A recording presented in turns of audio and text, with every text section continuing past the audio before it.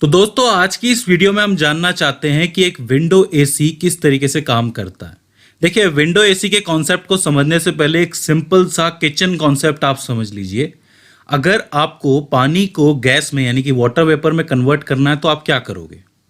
बहुत सिंपल है कि आप उसको उबालोगे, राइट? उसको हीट एनर्जी दोगे।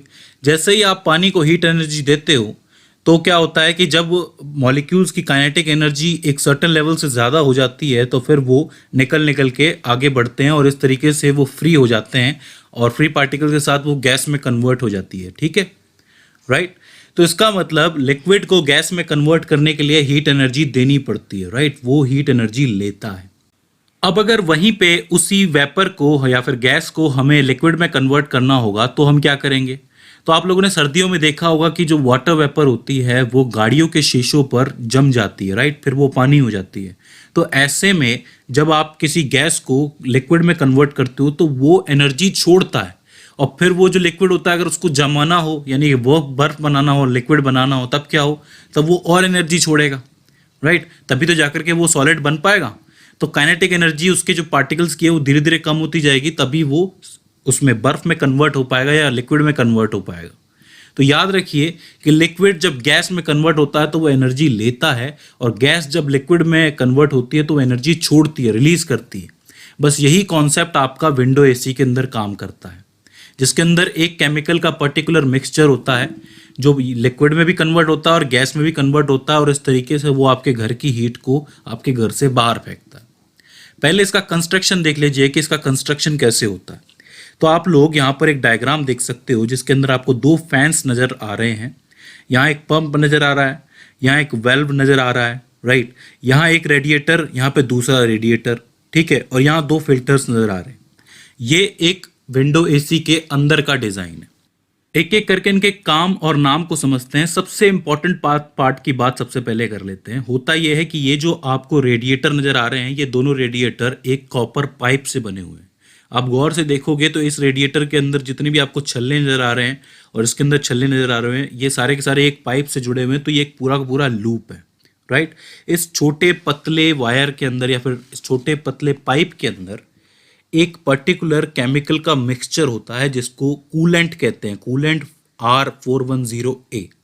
इसके अंदर दो केमिकल्स का मिक्सचर होता है, एक है डाईफ्लोरोमीथेन, एक है पेंटाफ्लोरोईथेन।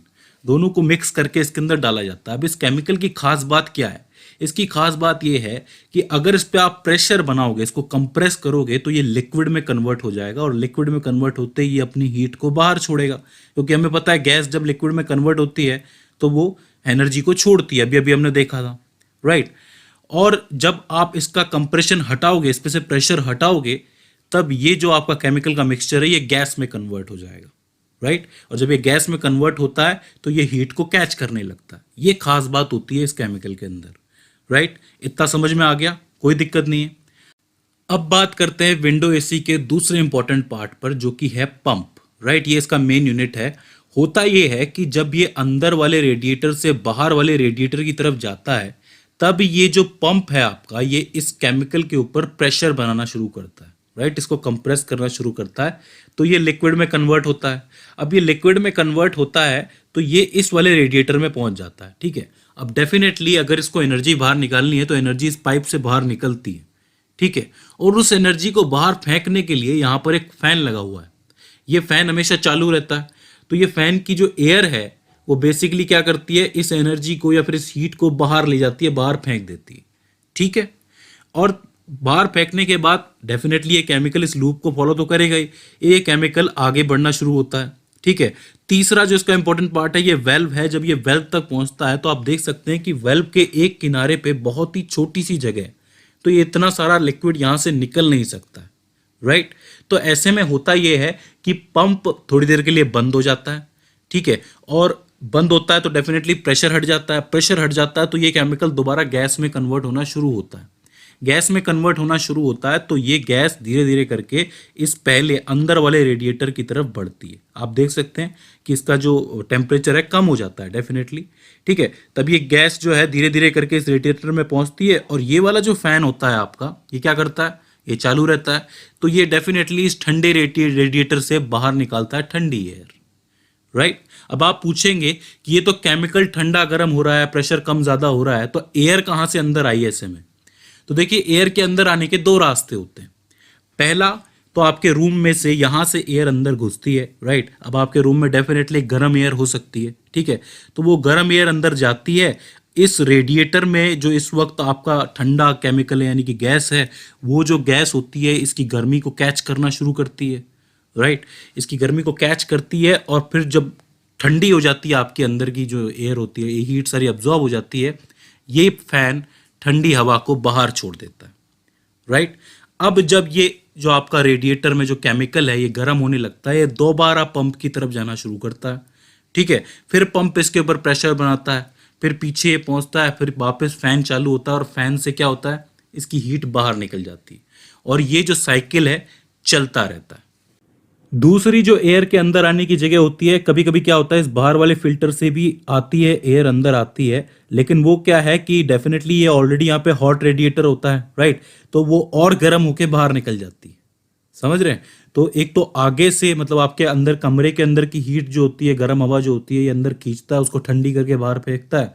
और अगर पीछे से भी कोई गर्म हवा आती है तो ये उसको और ज़्यादा गर्म करके बाहर छोड़ देता है, राइट। तो ये जो प्रोसेस है ठंडा करने का, इसके अंदर मेन काम किसका है? इस केमिकल का, इस पंप का और इस वेल्व का। याद रखिए पंप जो प्रेशर केमिकल पे बनाता है उसी की वजह से वो लिक्विड में कन्वर्ट होता है। फिर थोड़ी देर के लिए पंप बंद हो जाता है, ऐसे में क्या होता है कि उसको जगह मिलती है, थोड़ा टाइम मिलता है और ये जो आपका वेल्व है इसमें से जो आपका केमिकल है वो गैस बन के बाहर निकलता है।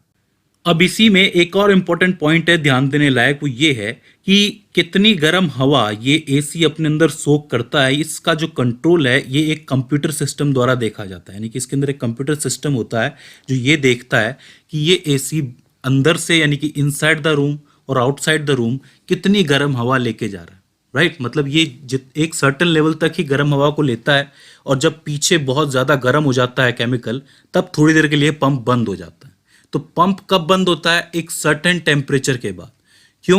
क्योंकि उसके बाद जब ये केमिकल बाहर इस तरफ वेल्व की तरफ जाएगा तो डेफिनेटली इसको लिक्विड से गैस में कन्वर्ट होने के लिए थोड़ा टाइम चाहिए होता है, ठीक है। तो उतने टाइम के लिए पंप जो है वो गर्म रहता है। इसीलिए आपने देखा होगा कि एसी जो है एक सीधा झटके से आपको ठंडी हवा देना शुरू नहीं करेगा कूलर की तरह, थोड़ा टाइम लगता है उसके अंदर। और तो इस तरीके से एक विंडो एसी काम करता है, उसका केमिकल जो है वो ठंडा गर्म करता है चीज़ों को। अब आपने समझा होगा कि केमिकल में कौन सा मिक्सचर होता है, कब इसके ऊपर प्रेशर लगता है, कब ये लिक्विड में कन्वर्ट होता है, कब ये गैस में कन्वर्ट होता है, कैसे ये इनसाइड की हीट को आउटसाइड फेंकता है। इसमें एक पॉइंट और रह जाता है कि जब ये बाहर वाले रेडिएटर से रेडिएट करना शुरू करता है, राइट, हीट को, तो वो जो हीट होती है वो सादा हीट नहीं होती है, उस हीट में क्लोरोफ्लोरोकार्बन होता है, ठीक है। क्योंकि आपको पता है केमिकल ऑलरेडी, दोनों केमिकल्स के नाम आपको मालूम है, उसके अंदर क्लोरोफ्लोरोकार्बन का बनना तय है, ठीक है, रिएक्शन के बाद। और वो जो है हमारी ओजोन लेयर के लिए ठीक नहीं है। सो फ्रेंड्स, इस तरीके से काम करता है एक विंडो एसी। आई होप आपको समझ में आया होगा। इसके बाद भी इसके अंदर आपको कोई क्वेश्चन आता है, कोई क्वेरी आती है, कोई दिक्कत आती है या फिर हमसे कोई गलती हो जाती है तो नीचे कमेंट सेक्शन के अंदर आप हमें बता सकते हैं। सो फ्रेंड्स, आज की इस वीडियो के अंदर बस इतना ही। सी यू इन द नेक्स्ट।